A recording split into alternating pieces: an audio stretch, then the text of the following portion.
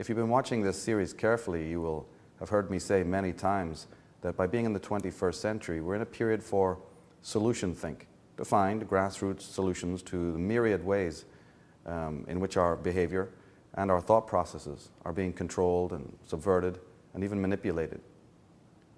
We understand from studying anthropology that there are two basic ways in which we can affect the behavior of any animal or any species. We know that there's the direct approach. We do that when we train our own animals, the one-on-one and carrot and stick approach. And human beings, after sitting under the fluorescent lights in a school for over 18 years, we can describe that as the one-on-one behavioral conditioning approach. And it works. It changes the way we think. As soon as we come out of the womb, we're subjected to a form of indoctrination, which we laughingly call graduation. And in this show and this series, we're hoping to chip away a little bit at some of these ways in which our behavior is affected, and to help you, provide you with the tools and the empowerment also to realize what it means again to be human as opposed to an automaton, a robot. This system of control, as we know, operates in two ways. The direct means one-on-one, but there's also other ways that can be employed. You can work outside the conscious awareness of the species that you're trying to control. You can work outside their peripheral vision. We understand that a species, an animal, can have its behavior affected almost permanently by the change of its habitat in very gradual and subtle ways over time. But nevertheless, its behavior will be permanently changed and affected. And so it goes on in the human domain. We may recognize the direct form of control and be able to point to it and say, yes, this law or this trade agreement or this political decision is affecting our lives very directly. But you see, the human race may not be that aware of these other more elusive methods of control. And the subject of this program goes into yet one more of these pernicious methods of control, the subversive use of sacred symbolism in the media. It's not a new story. It's been going on for a long time, and we need to become savvy as to how it works, and how our behavior and our thoughts may be being controlled. Now, many writers in America, in this country, have lamented this and have researched deeply how behavior and how the media specifically affects behavior and thought patterns and interests and fashions and all sorts of things. And we'll have to salute the efforts of these fine writers, and we'll be sharing a lot of their work during this program. But the object of this program is again to go deeper, go into more depth, spend a little bit more time, because there's somebody out there, there's forces out there who've been studying you for many an age. And it's absolutely imperative that we now begin to study them. Know thine enemy, the Bible says. Yes, know thine enemy, but also know the tools that they're using to get what they want. We understand, if you look up in the dictionary, there's a term called iatrogenic.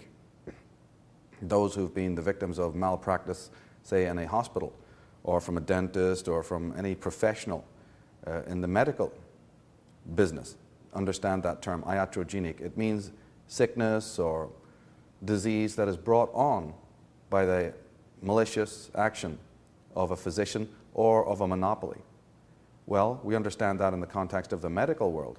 Why do we not understand it in the context of the media world or even the political domain?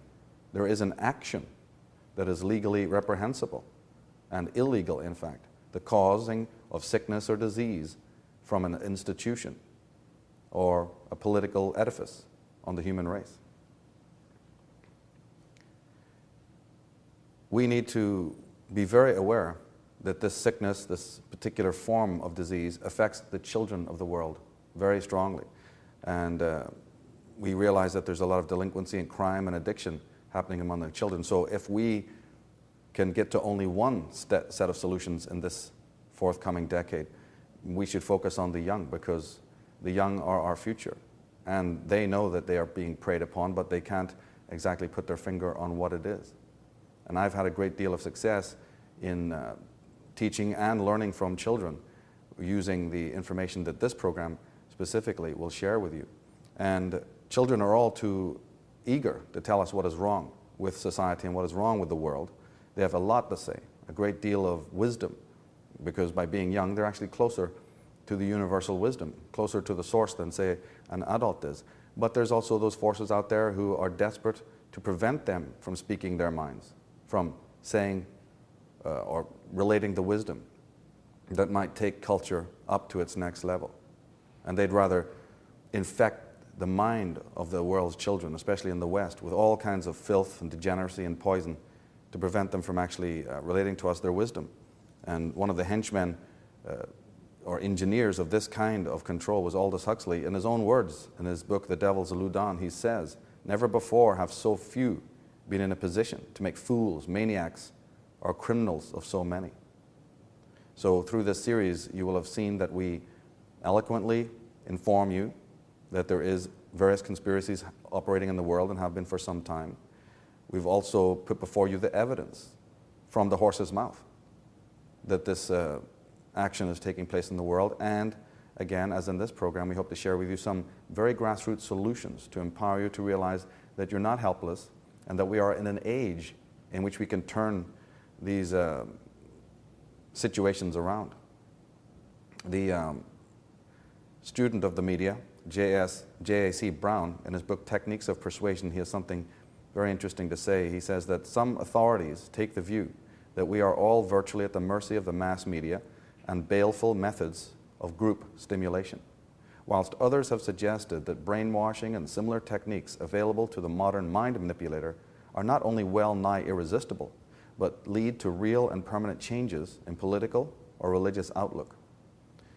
If such beliefs are well-founded, the outlook for civilization as we know it is not pleasant to contemplate. So again, many researchers, many scholars aware of how the media specifically operates. But the media has a history. These kinds of machinations that they're using are not new. They just didn't invent it on Madison Avenue. There's an occult underlying history that is very important for us in the modern world to understand. It's not just something coming down from profit-making corporations. Do we own our own thoughts?